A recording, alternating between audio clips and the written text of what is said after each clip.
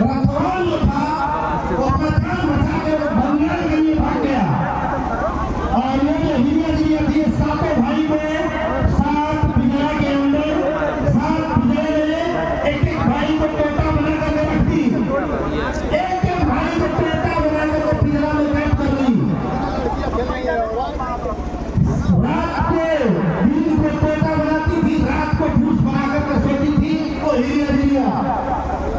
ये लोग सातों भाई मंडल के अंदर कैद कर बैठे हम क्या है और भी सारे लोग हैं। बहुत सारे देवी देवता को लोग कैद करके तोता बना के बुद्धू बना के बेटा बना के सांप बना करके बिल्ली बना करके पगड़ी बकरा बना करके रखी थी मेले में करके।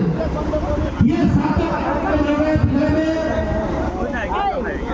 इनके आत्मा इनके हृदय सब कुछ होने लगे। लेकिन इनका जो मदद था, इनका जो फोन था, जो छोड़ के भाग गया था, पहिया टूटते ही वो जाकर के कमरू कालिका के दरबार में जाकर के गिरा। और जब जाकर के गिरा तो माता ने एकदम रूप लेकर के वहां से चली। लेकिन माता भी जानती थी कि हिरिया को पता नहीं है, हिरिया को कोई मार नहीं सकता है, हमें है। अब माता वहां से चलने के बाद कुछ दूर आने के बाद आपके गांव के लोग इस कहानी को सुन रहे हैं, इसलिए मैं बता रहा हूँ। कहीं और सुनिएगा, आप लोग क्या बताइएगा कि फिर नहीं बताते।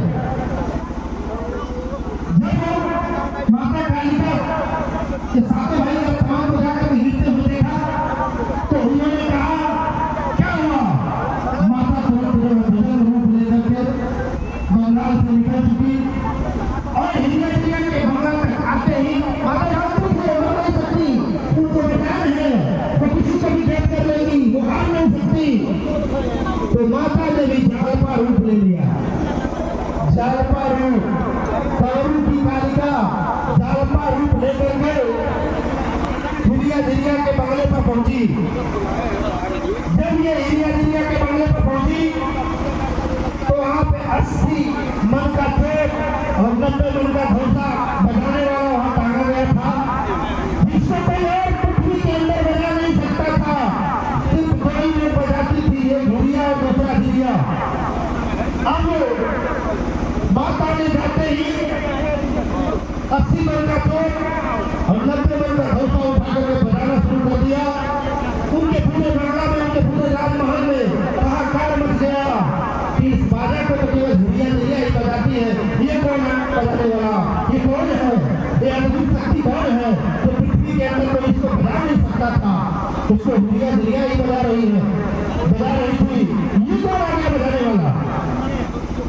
अब हिरिया भी बेचैन हो गई।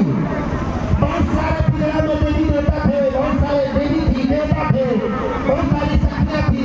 कोई मोर बन गया था, कोई तोता बन गया, कोई मकड़ी, कोई भेड़, कोई कुछ।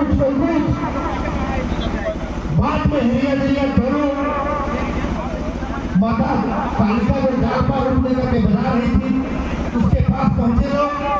और पहुंचने के बाद वहां एक बलशाली युद्ध हुआ। न माता कालिका आ रही थी, न हिरिया आ रही थी, न माता कालिका को हिरिया मार पा रही थी, न हिरिया को माता कालिका मार पा रही थी। काफी समय तक ये युद्ध चला। पृथ्वी के तमाम देवी देवता हाहाकार मच गया।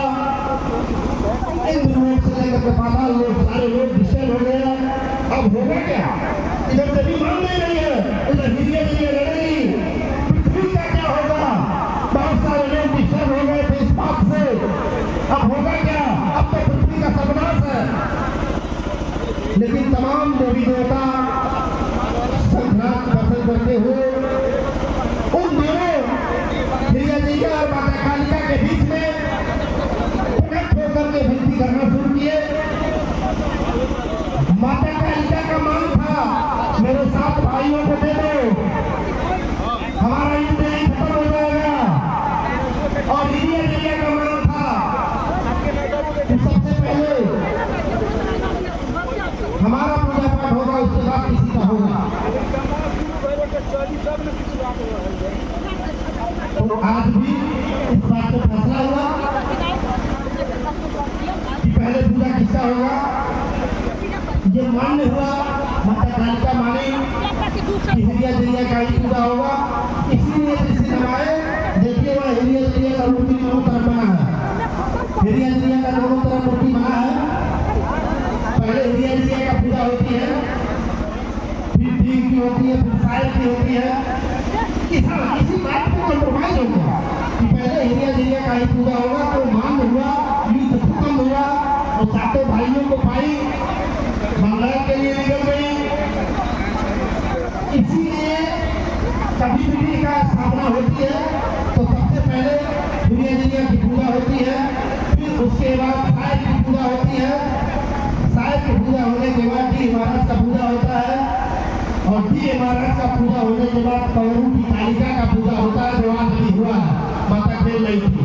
इस कहानी इस किस्सा को बताने का मात्र एक ही रहस्य था, इसको समझाना।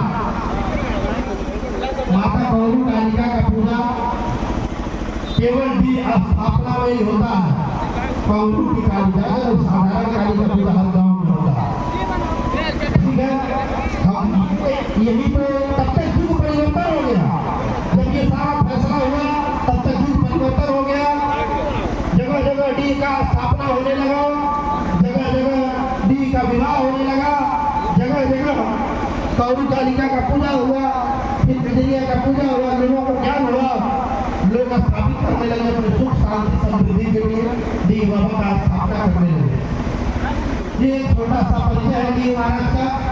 हमें उम्मीद है कि आप लोग बहुत सारी चीजें सीखे होंगे, बहुत सारी चीजें समझे होंगे। इन्हीं सब